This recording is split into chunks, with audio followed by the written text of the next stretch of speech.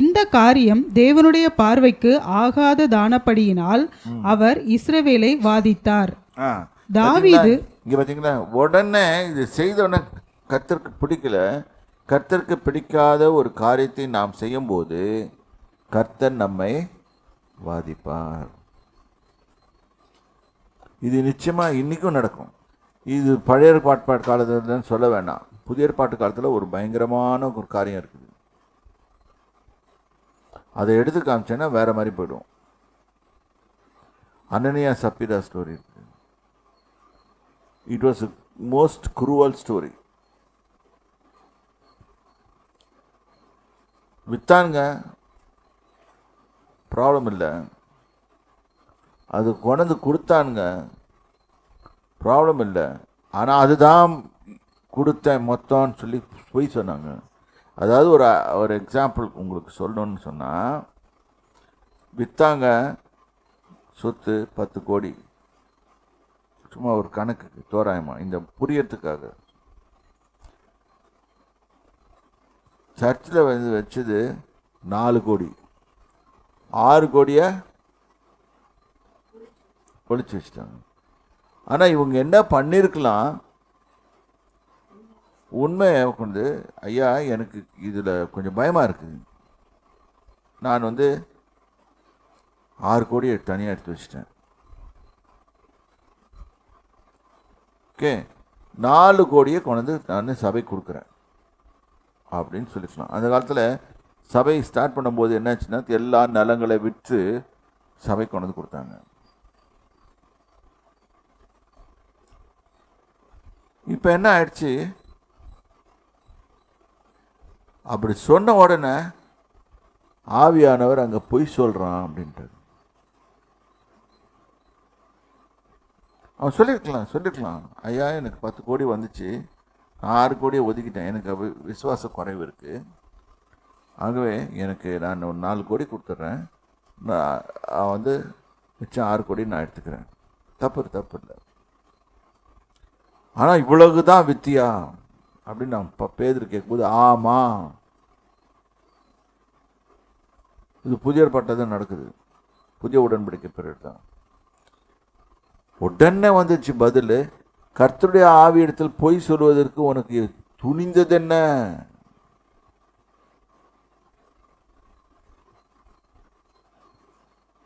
உடனே டப்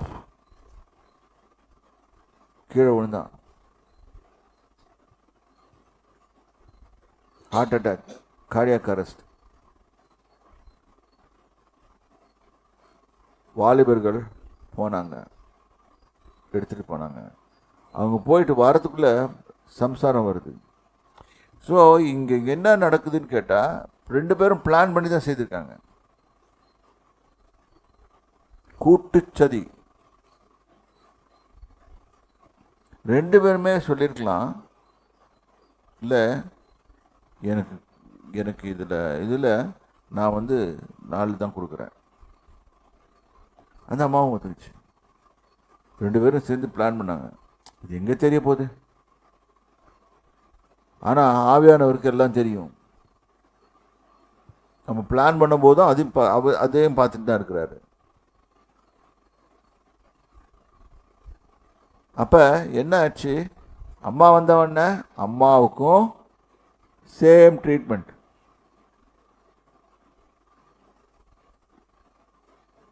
வாலிபர்கள் எங்கப்பா அப்படின்னு இந்த அம்மா துப்பான்னு விழுந்துச்சு. வாலிபர் தூக்கிட்டு போயிட்டாங்க. ஸோ வாலிபர்கள் வேலை என்ன, one of the works dead bodies தூக்கிட்டு போகிறது. இன்றைக்கி நாங்கள் நம்ம சபையில் அது மாதிரி ஏதாவது நடந்துச்சுன்னு வச்சுக்கோங்க, எல்லாம் என் பேர கேஸ் கொடுத்துருவாங்க. இல்லை, யோசனை பண்ணி பாருங்கள். நான் ஏன் இதை சொல்கிறேன்னா, பயமுறுத்துறதுக்காகவோ எதுக்காக இல்லை, கர்த்தருடைய காரியத்தில் உண்மை காணப்படுவது அவசியம். 2வது, சாத்தான் ஏவுகிற ஏவுதலை நாம் தவிர்ப்பது நல்லது. இங்கே இப்போ now let us come back to the story of David. இப்போ வாசிக்குவோம். இந்த காரியம் தேவனுடைய பார்வைக்கு ஆகாதபடியினால் அவர் இஸ்ரவேலை வாதித்தார். தாவீது தேவனை நோக்கி, நான் இந்த காரியத்தை செய்ததினால் மிகவும் பாவம் செய்தேன். பார்த்தீங்களா, அவன் ரொம்ப நல்லவர் தாவீது, அதனால நான் பாவம் செய்தேன்னு ஒத்துக்கிட்டாரு.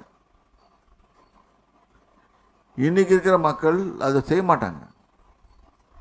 இதுதான் பிரச்சனை. நாங்கள் எல்லாமே நல்லா ஆக்சுவலாக ஜெபம் பண்ண வரோம், நம்மகிட்ட இருக்கிற பாவத்தை மறைத்து கர்த்தர்கிட்ட ஜெபம் பண்ணுவோம். அவர் என்ன பண்ணுவார், அந்த பாவத்தை கணக்கு வச்சுட்டு இருப்பார். ஒன்று ஜெபத்துக்கு பதில் வராமல் போகலாம், இல்லாட்டி அந்த பாவம் முதல்ல அவருடைய வேலை என்ன, அந்த பாவத்துக்கு பதில் சொல்கிறது. அதுக்கப்புறம் தான் நம்ம பெட்டிஷன் எடுக்கிறது, ஜெப வேண்டுதலை எடுக்கிறது. இன்னைக்கு நிறைய பேருக்கு ஜெபம் கேட்கப்படாமல் போகிறதுக்கு காரணம் இதுதான். இன்னைக்கு தாவீது என்ன சொல்லிட்டா, நான் பாவம் செய்துட்டேன் ஐயா, என்ன பாவம் செய்துட்டேன், சரியாக மாட்டிக்கிட்டேன், நான் உம்முடைய பேச்சுக்கு கேட்காம பிசாசின் பேச்சை கேட்டேன். இன்னைக்கு நம்மளுக்கு எண்ணங்கள் எழும்புகிறதா? எந்த மாதிரி எண்ணங்கள் எழும்புது? நம்முடைய எண்ணங்கள் தேவ வசனத்தோடு ஒத்து போகுதா, இல்லாட்டி பிசாசின் வார்த்தைகளோடு ஒத்து போகுதா? இவ்வளவுதான் நம்ம பார்க்க வேண்டியது. நம்மளுக்கும் எண்ணங்கள் எழும்பும். இப்போ படிங்கம்மா. இப்போதும் உம்முடைய அடியேனின் அக்கிரமத்தை நீக்கிவிடும். உடனே என்ன பண்றான், அக்கிரமத்தை நீக்கி ஜெபம் பண்ண தோணிட்டான். கர்த்தர் செய்யறதுக்கு முன்னாலேயே என்ன பண்றான், ஜெபம் பண்றான். ஐயா, நான் தப்பு பண்ணிட்டேன், என்னை மன்னிங்க, என் அக்கிரமத்தை நீக்குங்க. வெகு புத்தியீனமாய் செய்தேன் என்றான். நானே சொல்றேன், நான் முட்டாள்தனமா செய்துட்டேன், மகா முட்டாள்தனமா செய்துட்டேன், சரியான மட்டித்தனமா நான் செய்துட்டேன். கர்த்தர் பார்க்குறாரு, உண்மையாகவே ரிக்ரெட் பண்ணுறான். அப்போ அவனை மன்னிப்பு கேட்கும்போது நம்மக்கிட்ட வேண்டியது என்னது, ரிக்ரெஷன்.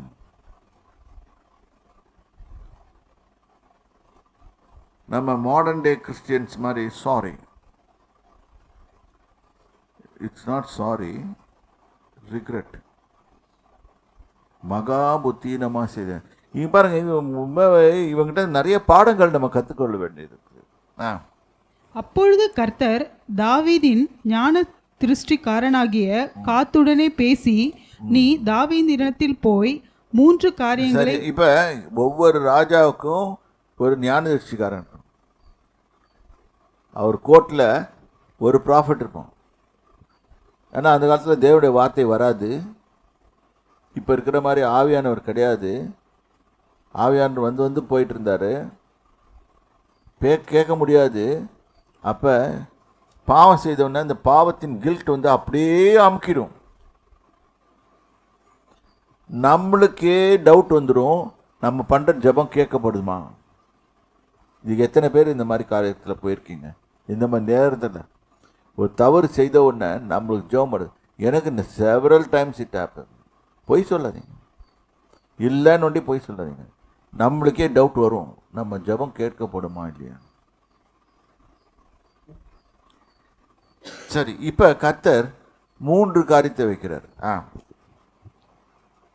நீ தாவீதினிடத்தில் போய் 3 காரியங்களை உனக்கு முன்பாக வைக்கிறேன், அவைகளில் ஒரு காரியத்தை தெரிந்து கொள். இதாவது 3ல் 1. ஆனா but I will punish you for your சின்.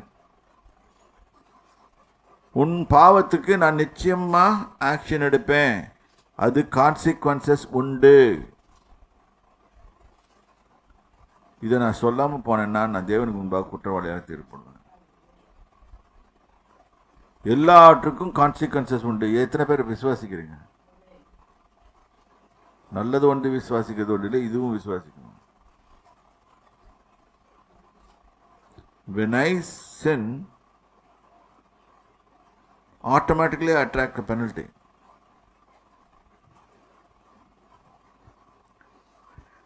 அவர் பரிசுத்தமுள்ள தேவன். கொஞ்ச நேரத்துக்கு முன்னாடி பாட்டு பாடணும், பரிசுத்தர் பரிசுத்தர் பரிசுத்தர்னு.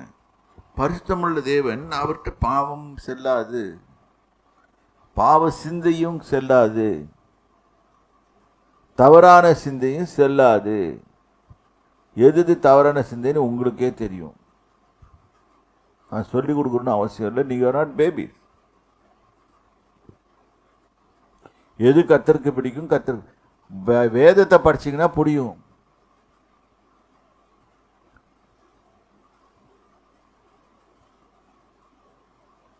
God attracts. God says, I will handle you. 3 things I place before you. அப்படியே காத் தாவீதினிடத்தில் வந்து அவனை நோக்கி 3 வருஷத்து பஞ்சமோ அல்லது ஒவ்வொன்றா பார்ப்போம். 3 வருஷம் ஊர்ல பஞ்சம் வேணுமா? இப்ப நீங்க தான் தாவீது, உங்களுக்கு இந்த பதில் வருது, என்ன செய்வீங்க? அப்பா நீ சொல்லு, அப்பா நீ சொல்லு, நீ சொல்லு. உனக்கு வந்து மாதிரி கேள்வி வந்துச்சுன்னா என்ன செய்வேன்? 3 வருஷம் பஞ்சம் வேணுமா? அவர் கொடுக்குற ரேஞ்ச் ஆஃப் பனிஷ்மெண்ட்டை பாருங்க. நீ மன்னிப்பு கேட்ட, ரைட்டு, நான் மன்னிச்சிடுறேன், ஆனால் ஷுட் ஃபேஸ் த கான்சிக்வன்சஸ்.